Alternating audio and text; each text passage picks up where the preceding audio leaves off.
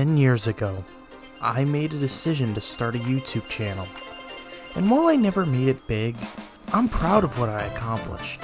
I created a place for people to watch funny and informative videos. While it has become a hobby, it's something I can say my life wouldn't be the same without. I've met so many cool people through this, and have done many collabs too. So this year marks a decade's worth of new discoveries and unforgettable moments with friends and collaborators alike. I've been thinking a long time about how I would want to celebrate my 10th anniversary on YouTube. While most people make super flashy video celebrations or make compilations of funny moments, I wanted to do something different. So I decided I would do a top 10 countdown, but not of just any topic. We're going to be taking a look at the series that got me into gaming in the first place, Super Mario. While I played games like, Pajama Sam and Freddy Fish on computers, Mario was my first true introduction to handheld and console gaming with Super Mario Bros. Deluxe on the Game Boy Color. So this list will be the top 10 favorite Mario games. A few rules before we begin. This list is solely my favorite Mario games, meaning if you don't like the placement of a game or the fact that a game isn't on here, well, tough, because it's my opinion. Sorry Super Mario 64 DS fans, but I won't let that game touch this list with a 10-foot pole. Another thing, to keep this list more interesting, I'm choosing to only have one game per spin-off genre on here. What I mean is, if I already have chosen a Mario sports game, party game, or even kart game, well, it's not gonna show up for the rest of the countdown. Anyway, with all the rules said and the title on the video, I think it's time for you to grab your popcorn, turn down the lights, and get ready as we start my top 10 Mario games. Roll film.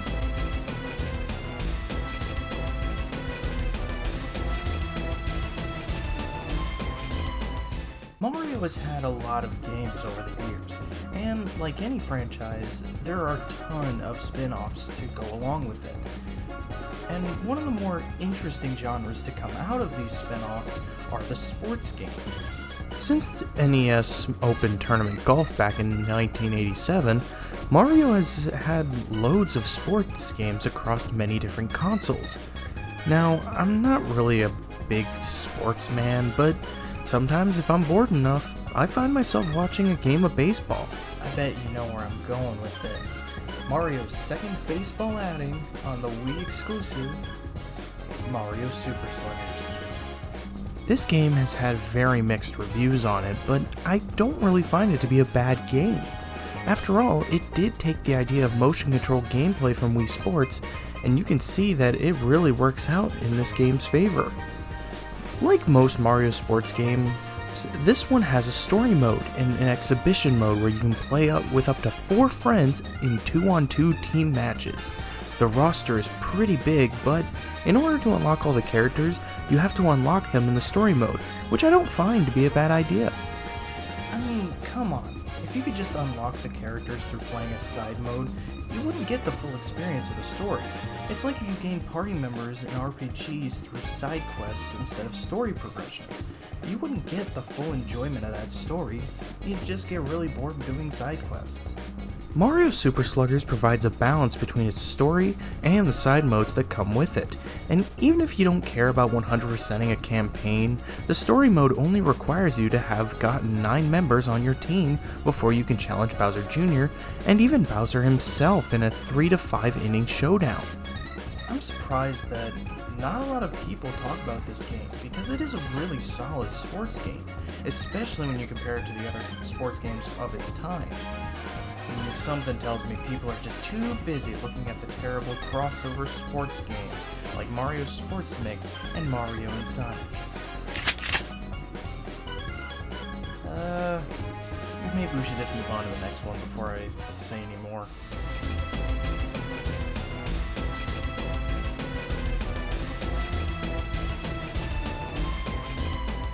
Quick show of hands, or actually I guess type the word, or, an emoji hand in the comments, because showing your hand right now would be, silly since I couldn't see it. How many of us imagine the idea of Mario behind the wheel? You rotten liars. We've all loved the idea of Mario in a GTA sense. Did Nintendo give us that? No, but they did give us something better, Mario Kart. Since its launch on the Super Nintendo, Mario Kart has been that one spin-off that people usually never stop talking about. No, I mean seriously, people never shut up about it. It's like it's some cool series or something. It was really tough to choose which Mario Kart game is my favorite because they had something amazing to bring to the table. But the one I've chosen did all that and added so much more. And that one is Mario Kart 8 Deluxe. For years, I was of the opinion that Mario Kart 8 Deluxe was just a lazy port that added a few characters and a new mode and called it a day. But I think after years of playing it, not to mention the Booster Course Pass that they revealed in 2022, I've changed my mind. Mario Kart 8 Deluxe truly is the definitive Mario Kart experience. The game makes sense. I mean, the Wii U failed as a console, so Nintendo ported it to their new console in order to help its sales. And seeing as how it still is the best-selling Switch game, I think that was a wise decision. This game is a beast, having a grand total of 50 characters to choose from, 23 karts, 17 bikes, 21 wheels, and 14 gliders for vehicle customization, including 96 tracks across 24 different cups thanks to the Booster Course Pass. This game really could keep you busy for dozens of hours, and it does for me still to this day. My only complaint I really had with Deluxe was that you got all the characters from the get-go. I liked the sense of accomplishment you got from unlocking characters, but, I guess I can't be all that mad. Both versions of the game gave me Baby Rosalina, so that's a 10 out of 10 to me.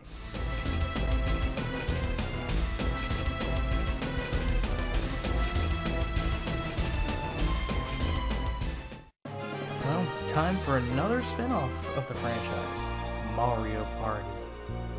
Mario Party is one of the most popular spin-off series in the Mario franchise, and has plenty of games. While some are fun, others are not so fun. There is one that I believe to be the best Mario Party out there. One so great that I originally sold it with my sister's GameCube and then took a whole 6 years to refine and buy for $100. Mario Party 6.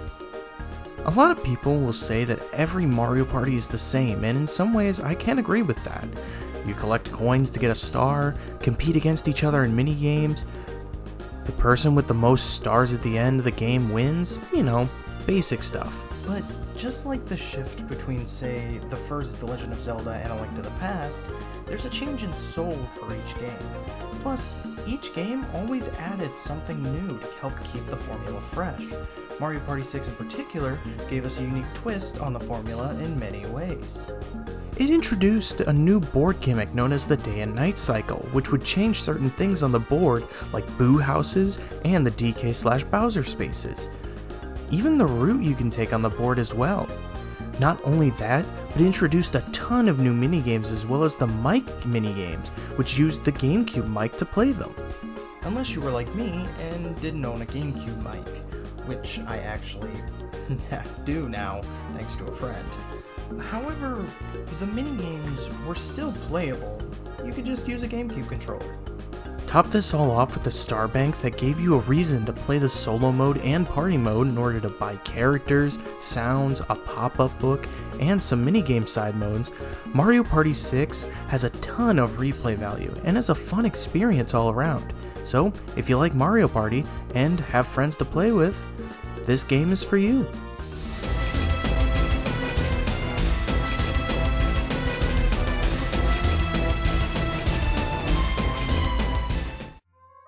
Oh man, 3 Mario spin-offs in a row. I think people are gonna start losing faith in my love for the Mario series. Well, before we get on with the major titles, I want to talk about one more spin-off series that over the years has gained quite a following. And funny enough, this series doesn't even star Mario. It stars Luigi. The Luigi's Mansion series is one of my favorite spin-off series of all time. Before I met Rosalina, Luigi was my favorite Mario character, and when I found out he had his own series of games, I just knew I had to see what all the fuss was about, and what can I say? I loved it. The tough thing about Luigi's Mansion is that all 3 current games are solid adventures, and no matter which one I pick, someone's gonna be upset, so might as well just rip off the band-aid. My choice for my favorite Luigi's Mansion game is Luigi's Mansion 3. I can't help it. I personally think this is the best of the bunch. With each Luigi's Mansion game, you get a different setting. For the first game, we had a dollhouse-style mansion. In Dark Moon, we get multiple mansions in a mission-based format. And in 3, we get a giant hotel. To me, it felt like 3 took the best feature from both of the previous games and mixed them together to make a definitive experience. Taking the one single building idea with unique boss fights and tons of money from Luigi's Mansion 1, and the multiple floors, collectible gems, and the length of these floors feels more in line with the simple setup of Dark Moon, allowing you to pick it up and put it down at any time. Not to mention, this is the cutest Polterpup has ever been. I also love how involved more of the Mario cast is with the story, with plenty of Toads and even Princess Peach herself coming along on a vacation at this hotel, known as the Last Resort. The one common complaint I could understand with 3 is that the story just kind of feels like another, oh no, King Boo's back, you gotta catch him, just kind of like Dark Moon. Hopefully with Luigi's Mansion 4, if they, ever make it, they could bring in a new twist that would kind of, let King Boo be more interesting so he doesn't end up becoming the bland villain of the series, kinda like Bowser sometimes.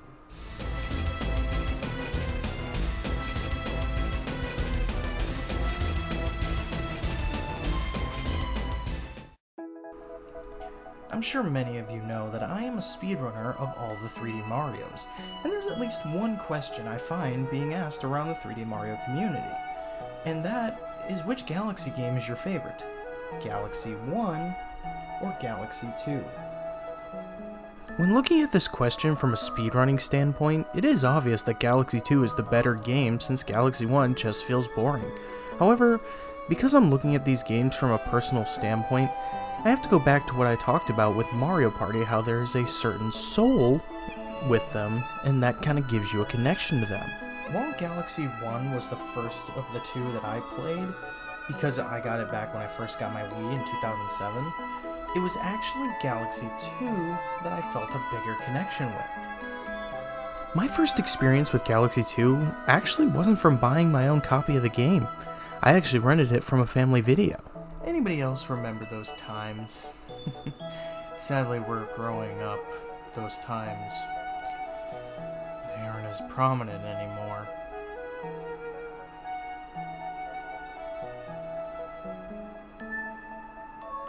Anyway, enough with my tragedies. Let's get on with the game.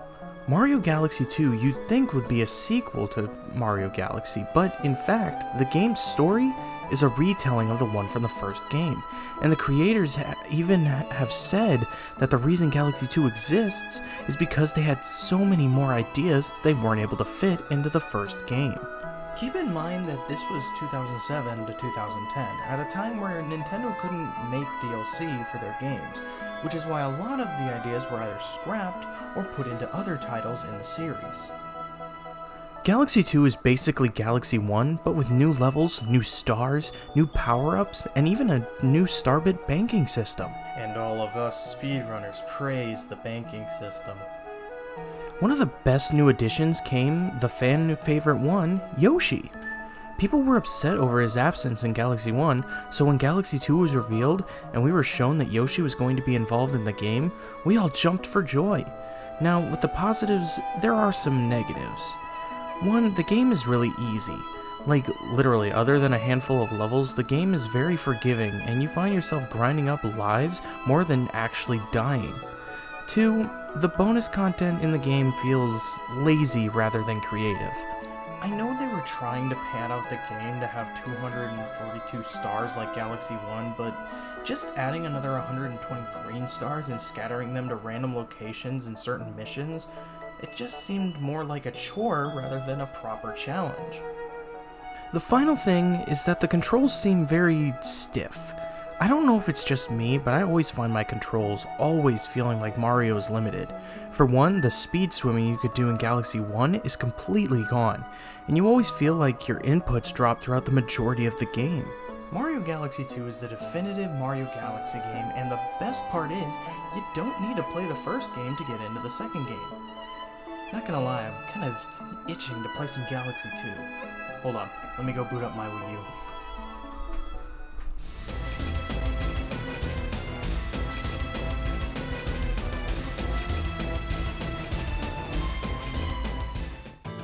If you've been watching my channel long enough, you would know that I have certain feelings about the new Super Mario Bros. Series. While not the worst set of platformers, the problem they run into is how they feel like the same game done over and over just to sell copies. Sure, each game gives somewhat new environments and characters to use, but the formula just feels like a bore with every game as they all just play the exact same. Pretty much, if you played one game, you played all of them. However, last year in June 2023, Nintendo did something super unexpected.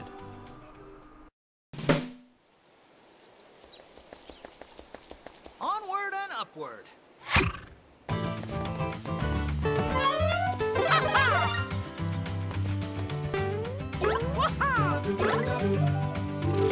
2023 was the year of unexpected Nintendo surprises.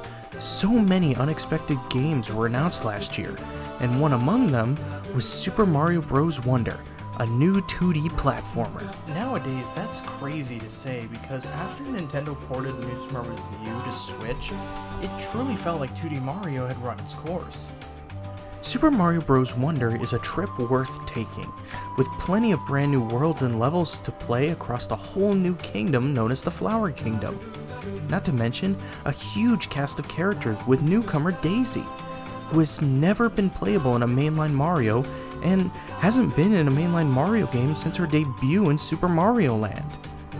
While it may be almost a year since the game came out, I don't want to spoil too much in case those who haven't played it yet still want to play the game. If you haven't played it, please do. Also, you ever wonder how if a magical flower could turn Bowser into a castle? Imagine what the Chaos Emeralds could do to him. On second thought, I don't think I want to know.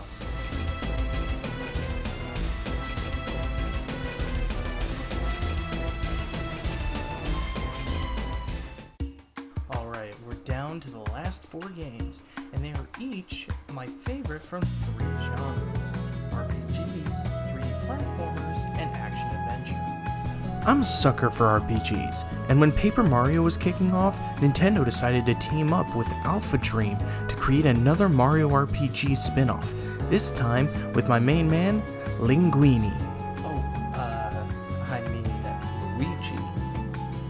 The Mario and Luigi series, though it didn't have a lot of games, it really made a name for itself with each game it released. Well, except for Partners in Time and Paper Jam, apparently. I personally liked them, though. The 5 main games did sell well, but you're probably wondering why Mario and Luigi was a dead franchise until Nintendo announced Mario and Luigi Brothership. Well, after the release of Paper Jam, Alpha Dream decided to go in a different direction and remake Superstar Saga. Soon after, they decided to remake the best-selling game in the series, which was Bowser's Inside Story, which became the worst-selling game and eventually led to Alpha Dream's bankruptcy. Anyway, getting a little off topic, which Mario and Luigi game is my favorite? Well, to find that out, I think we're gonna have to take a trip back to 2013 and the year of Luigi. Oh yeah, my favorite Mario and Luigi game is in the Land of Dreams. When it was announced that Mario and Luigi Dream Team would heavily focus on Luigi, that was the only game I was interested in playing that year. So much so that I actually ended up borrowing my cousin's 3DS just to get the chance to play it, because at the time I didn't own a 3DS, and I was glad I did. Dream Team took everything we loved about the first 3 games and perfected it, giving us a 3D world to explore, having an awesome battle system, having the giant battles feel like proper boss fights rather than roadblocks, and even telling a very compelling story. It really is a shame that Alpha Dream went bankrupt. Apparently, the reason for the 2 remakes of Superstar Saga and Bowser's Inside Story was to find that Mario and Luigi charm they were looking for in order to focus on the next game. But personally, I feel like if they, wanted to find that charm, they should have just looked at Dream Team. While Paper Jam was good, it felt like its story was more, following the simplicity of the Paper Mario series as opposed to the Mario and Luigi series. Either way, I'm glad Alpha Dream gave us a solid Mario and Luigi game, and they are, without a doubt, my personal favorite company to have teamed up with Nintendo. And who knows, maybe this opinion will change when Mario and Luigi Brothership drops in November.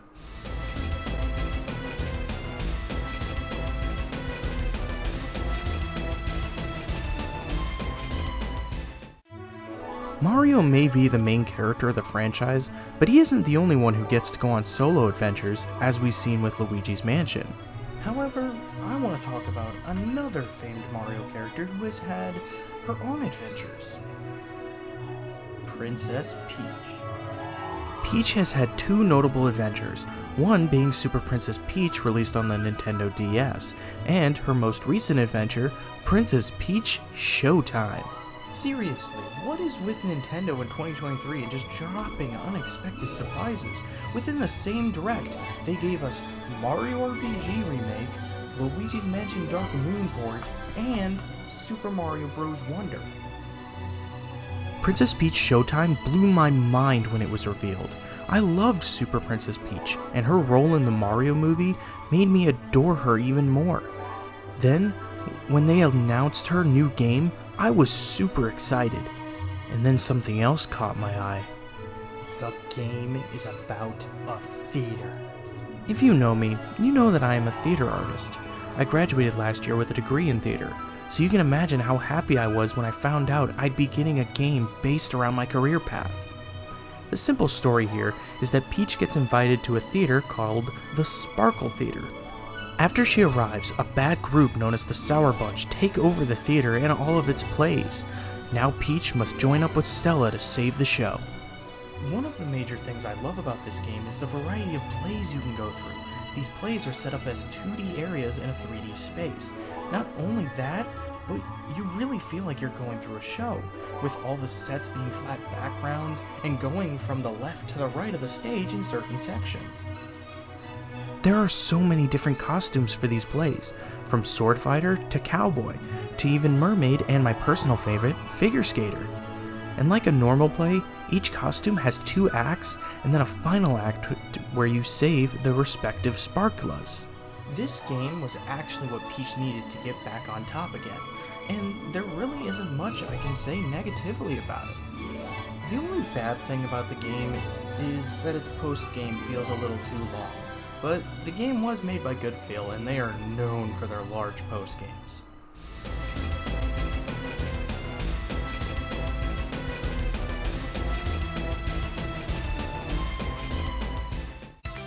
You remember that time that Mario started his own RPG? You could basically name every genre of games, and Mario will have done something at least once with it, and RPGs are one of the most noteworthy. Mario's first adventure into the genre was Super Mario RPG on the Super Nintendo, and fans love it. When we heard that a sequel was in the works, fans were excited. However, with a lot of the design choices, eventually the whole idea was given a new name, Paper Mario. Though some people may not like what Paper Mario is now, back in the early 2000s, the Paper Mario series was very well received, and while the first game was great, many praise its sequel as being the best Paper Mario of all time, Thousand Year Door. I can't blame anyone who thinks this, because I'm kind of a sucker for it too. Thousand Year Door basically took everything that was great about the first game and ramped it up to the max, adding in new characters, a new story, new partners, a new battle system, and loads of optional content. While the story of Paper Mario was pretty similar to the original Mario games, Thousand Year Door adds in a brand new villain with a scheme that involves new objects to collect called Crystal Stars, and it's your job to traverse each chapter to obtain these Crystal Stars. I think the best part of Thousand Year Door is its unique gimmick for each chapter. You go from wrestling to losing your identity to a treasure hunt and even a train ride. Each chapter has its own unique story to tell as well, which sets it apart from chapters in previous games. The remake that released this year is also the best way to play this game, with amazing quality of life improvements, graphics, and new content, and even rewards for 100% completion. I think you will have an amazing time with this game. Definitely pick it up if you haven't already.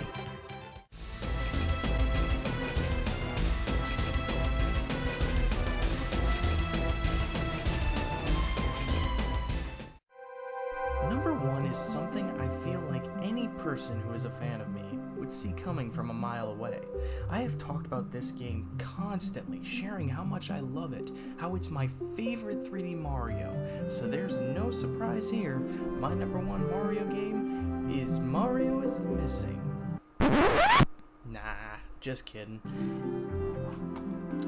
It's Super Mario Sunshine. What can I say? Even after all these years, I can't justify putting any other Mario game above my all-time favorite. There's just something about Super Mario Sunshine that draws me back to playing it, whether it's speedrunning it or just casual playing. I get enjoyment out of exploring its worlds and collecting all of the blue coins. But I think it's time I'm real with you guys.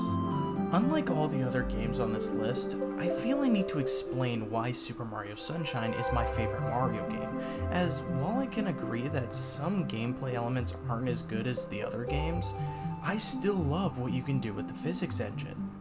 One of the main reasons Super Mario Sunshine is my number 1 is because it was the first 3D Mario I had ever played, and while I struggled with it as a kid, I remember just sitting in each world and looking at the design, and really loving what a unique take this game had on locations.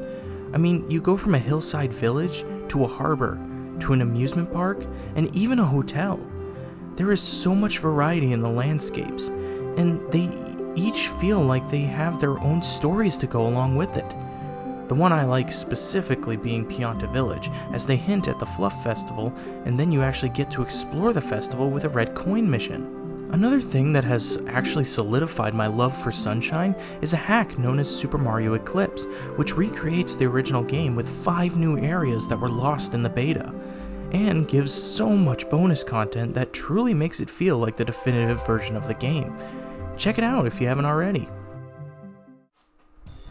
Needless to say, my love for Mario Sunshine will always be personal, and you can hate it or not, but at the end of the day, this list is strictly my opinion, and while other games have great qualities they add to the franchise, Sunshine's the only one I can sit and enjoy again and again. Well, we're finally here. We're at the end of my first countdown video. I'm not gonna lie to you guys, this was years in the making. I originally started working on the script for this video all the way back in 2020, hence why I originally planned to make a joke about the 35th anniversary in my intro. But, then I decided that it would be the perfect video for my 10th anniversary. Whew, well, I hope you guys all enjoyed it and look forward to more countdowns in the future. If you liked it, make sure you leave a like, and if you haven't, done it already, go ahead and subscribe, and so that way you don't miss out on any more of my videos. Now, if you'll excuse me, I have to answer an age-old question.